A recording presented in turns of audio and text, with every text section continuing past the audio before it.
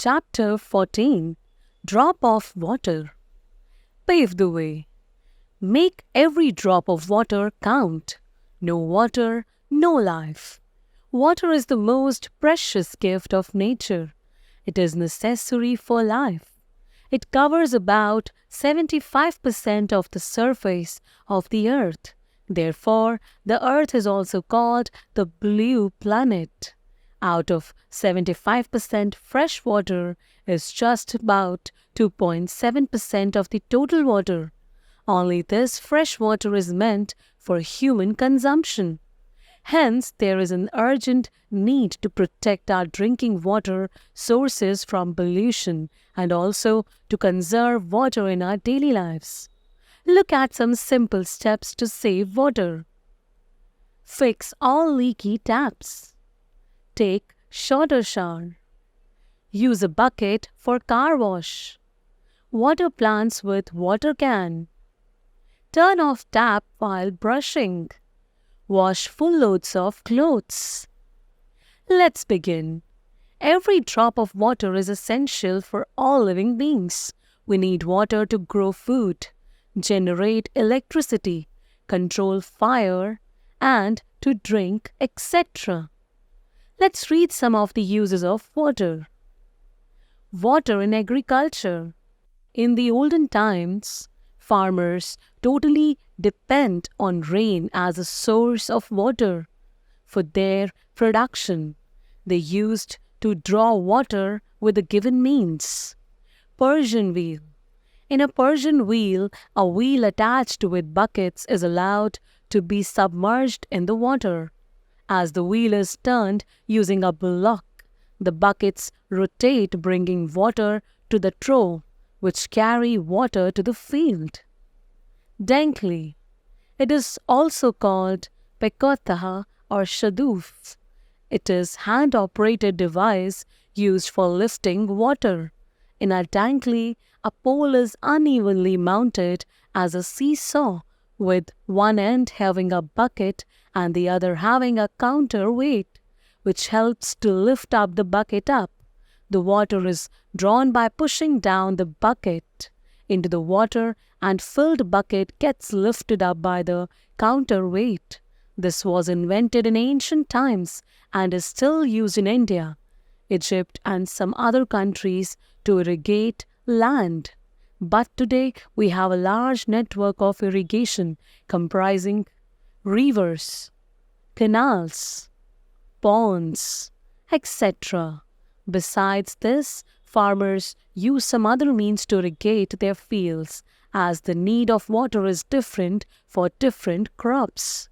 For instance, the standard gross crop grown in a semi-arid climate with a mean temperature of 20 degrees Celsius needs approximately 6.5 mm of water per day.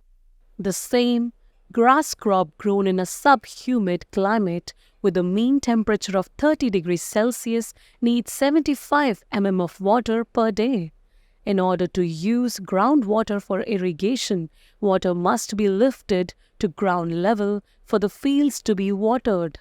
Nowadays, this is done with the help of tube wells. Tube wells are actually pumps which help to pull groundwater. However, in the olden days, when such modern pumps were unavailable, animals or humans had to draw water from the ground. Water in industry. Water is the lifeblood of the industry.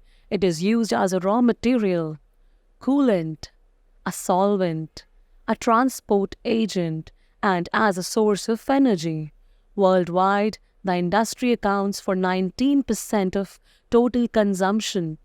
In industrialized countries, industries use more than half of the water available for human use. Water in domestic life. In domestic life, water is used for drinking, cleaning, personal hygiene, gardening, cooking, washing of clothes, dishes, vehicles, etc. You must know, water is also used to generate electricity. Electricity which is produced through water is known as hydropower. Today, the leading hydropower generating countries are China, US, Brazil, Canada, India, and Russia. It is a well-known fact that water is extensively used in the above said purposes. This results in scarcity. Groundwater is the major source of water in many parts of the world, but this has been continuous depleting due to overexploitation by rising human population and the rapid rise in industrialization and urbanization. Diseases spread from stagnation of water. Water proves to be dangerous also. You would have surely seen stagnant water around your locality or house. In this water, you can see tiny insects. They are mosquitoes. The stagnant water is their breeding place. A mosquito is an insect that spreads some of the worst diseases like malaria, dengue, encephalitis, filariasis, and yellow fever. Must try. When a substance such as sugar is mixed in water, it becomes invisible to the naked eyes, while a substance such as sand is visible as it does not mix with it and layers down in the glass. Find out the concept behind it. Also understand what is soluble and what is insoluble.